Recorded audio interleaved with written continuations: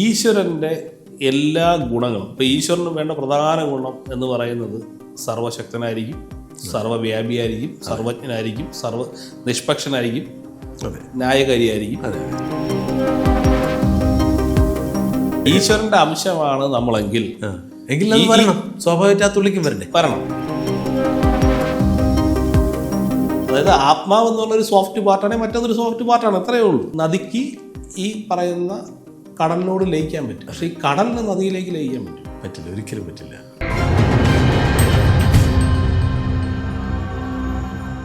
അഭിലാഷി നമസ്കാരം. ചിലർ പറഞ്ഞു കേട്ടു ഈശ്വരൻ അംശമാണ്, നമ്മളെപ്പോഴാണ് അത് തിരിച്ചറിയുന്നത്, അപ്പോൾ നമ്മൾ സന്യാസം ഇല്ലെങ്കിൽ അത്തരം മേളിൽ ഇങ്ങനെ പോകുമ്പോഴാണ് നമ്മൾ ഈശ്വരനായി മാറുന്നു എന്നൊക്കെ പറഞ്ഞു കേട്ടിട്ടുണ്ട്. നമ്മൾ സാധാരണ മനുഷ്യർ ഈശ്വരൻ്റെ അംശമാണോ? ഈ മനുഷ്യനെന്ന് പറയുന്നത് ഒരു ആത്മാവല്ലേ? അതെ, ശരിയല്ലേ? അതെ. നമുക്ക് ആത്മാവെന്ന ലെവലിൽ കാണാം അല്ലേ? ഞാൻ ആത്മാവെന്ന വിഷയത്തിൽ വേണമെങ്കിൽ വേറെ സംസാരിക്കും. ഇപ്പം ആത്മാവ് എന്ന രീതിയിലാണെങ്കിൽ, ആത്മാവ് ഈശ്വരൻ്റെ അംശമാണെങ്കിൽ, ഉദാഹരണം ഒരു തേൻ കിണ്ണത്തിൽ തേനെടുത്ത് ഒരു തുള്ളി മാറ്റി വെച്ചാൽ ആ തുള്ളിയിലെ തേനും ഈ പാത്രത്തിലിരിക്കുന്ന തേനും തമ്മിലുള്ള വ്യത്യാസം ഉണ്ടാവുമോ? ഉണ്ടാവില്ല. അപ്പോൾ അതുപോലെയാണ് ഈശ്വരൻ്റെ അംശമെന്ന് നമ്മൾ പൊതുവേ പറയാറുള്ളത്. അതെ. അങ്ങനെയാണെങ്കിൽ അല്ല, എനിക്ക് ഇതിൻ്റെ ഇടയിൽ ഇടയ്ക്കേറുന്നല്ലോ എന്ന് വിചാരിക്കില്ലേ, ഈ പരമാത്മാവ് ജീവാത്മാവ് എല്ലാം നമ്മൾ പരമാത്മാവിൽ ലയിക്കും എന്നൊക്കെ പല സത്സംഗങ്ങളും കേട്ടിട്ടുണ്ട്. അതുപോലെ ഇപ്പോൾ ക്രിസ്ത്യൻ സംഭവങ്ങളിൽ അവരും പറയുന്നത് ഒരു ആത്മാവിലേക്കാണ് നമ്മളും പോകുന്നത്, വലിയ ആത്മാവിലേക്ക് പോകുന്നു എന്നൊക്കെ അവരും പറയുന്നുണ്ട്.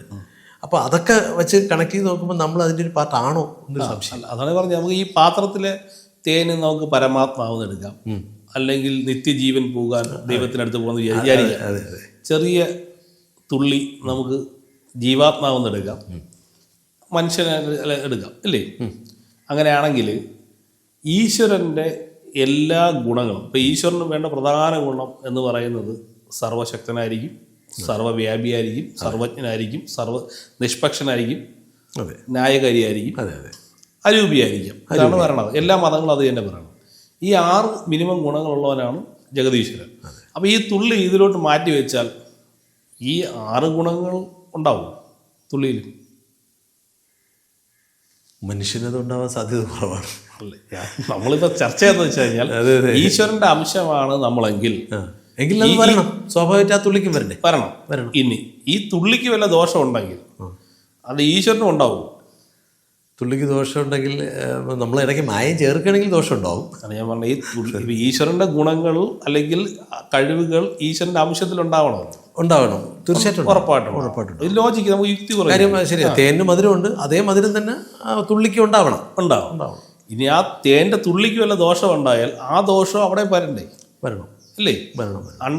അണ്ടത്തിൽ എങ്ങനെയാണോ പിണ്ടത്തിലും അങ്ങനെയാണെന്നൊക്കെ നമുക്ക് ചൊല്ലൊക്കെ ലോജിക്കലി വരണം. അങ്ങനെ കാണുന്നില്ലെങ്കിൽ അവിടെ എന്തോ പ്രശ്നമുണ്ട്.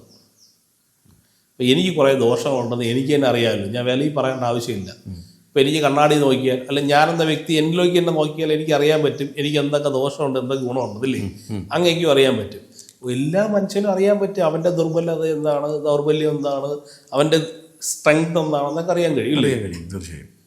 ഇത് ഈശ്വരൻ്റെ ശക്തിയും ക്വാളിറ്റിയായിട്ടുള്ള ചേരുന്നുണ്ടോ? ഉണ്ടോ? ഞാൻ വണ്ടടിച്ചിരിക്കുകയാണ്. അപ്പോൾ അങ്ങനെ ഉണ്ടെങ്കിൽ നമുക്ക് ആരോപിക്കാം. അതെ. അപ്പോൾ ഇത് ഉദാഹരണത്തിന് വിവേകാനന്ദൻ പറഞ്ഞൊരു കാര്യമാണ്, മുറിവില്ലാത്തവൻ മുറിപ്പാട് കണ്ട് ചിരിക്കുന്നു. മുറിവില്ലാത്തവർ മുറിപ്പാട് കണ്ട് ചിരിക്കുന്നു. ഈശ്വരന് മുറിവില്ലെന്നാണ് പറയുന്നത്. മുറിക്കാൻ പറ്റില്ല, കാരണം സർവ്വവ്യാപിയായ വസ്തു അന്തർയാമിയാണ്, ബഹിർയാമിയാണ്.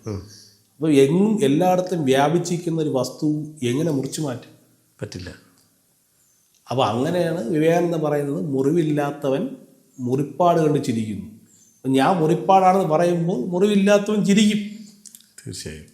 മനസ്സിലായോ? തീർച്ചയായും. അപ്പം ഞാൻ ഈശ്വരൻ്റെ അംശമാണെന്ന് പറയുന്നത് ഈ അർത്ഥത്തിലാണ്, ആത്മാ എന്ന പദത്തിലാണ്.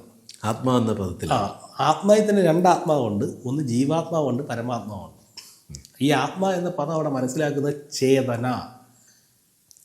അത്രയേ ഉള്ളൂ. ജഡമല്ല, ചേതന.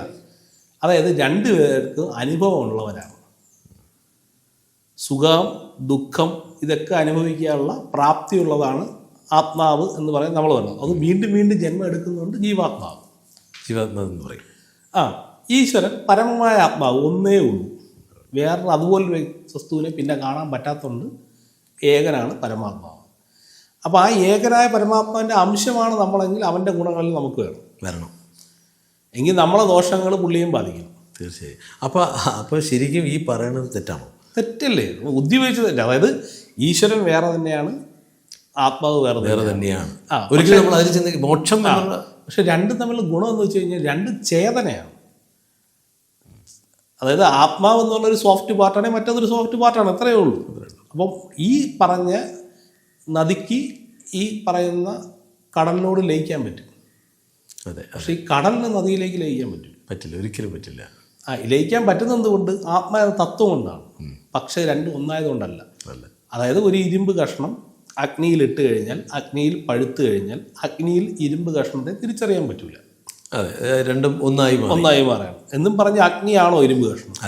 അല്ല. അഗ്നിയുടെ ഗുണങ്ങൾ ഇരുമ്പിലേക്ക് വ്യാപിക്കുമ്പോൾ നമുക്ക് അനുഭവം ഉണ്ടാകുന്നതാണ്. അതെ.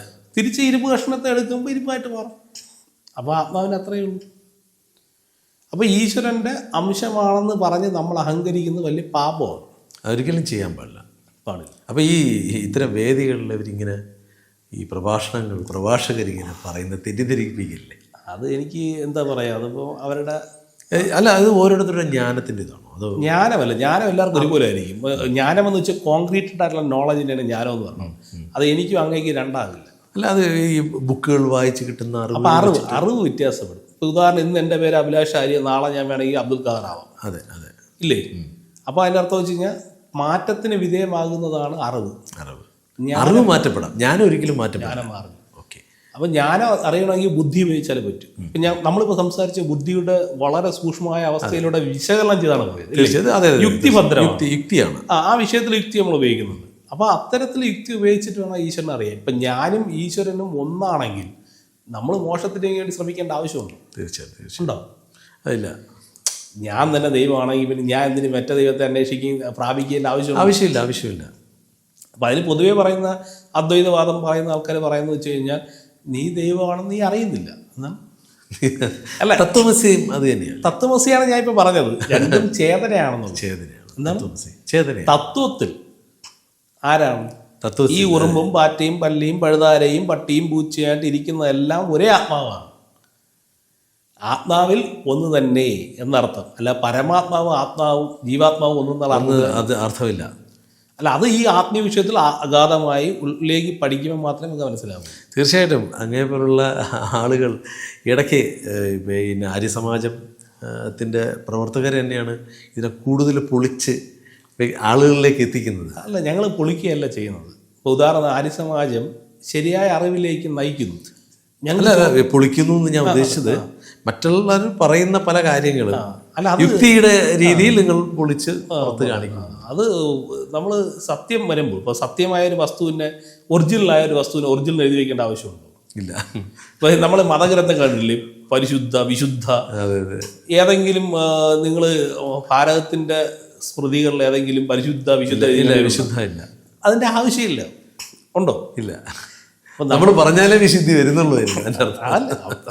ഒറിജിനൽ വസ്തു ഉണ്ടെങ്കിൽ, സത്യസന്ധമായ സത്യമുള്ള വസ്തു ഉണ്ടെങ്കിൽ അത് തനിയെ പ്രകാശിക്കും. തീർച്ചയായും. അപ്പം ജ്ഞാനത്തെ അന്വേഷിച്ച് പോകുന്നവന് ജ്ഞാനം കിട്ടും. ആ പോകുന്ന പോക്കിൽ അയാളുടെ പ്രവചനത്തിൽ മാറ്റം ഉണ്ടാകുന്നുള്ളൂ. പല പല പദ്ധതിയിൽ പെടുന്നുകൊണ്ടാണ്. ഇപ്പോൾ അദ്വൈതം, ദ്വൈതം, ത്രൈതം എന്നൊക്കെ പറഞ്ഞ പല പദ്ധതികളുണ്ട്. പല ആചാര്യന്മാരുടെ പദ്ധതികളുണ്ട്. ആ പദ്ധതി പെടുന്നവർ അവരുടെ പഠിച്ചത് പഠിപ്പിക്കുന്നു മാത്രമേ ഉള്ളൂ. പഠിക്കാതെ പഠിപ്പിക്കാൻ പറ്റില്ല.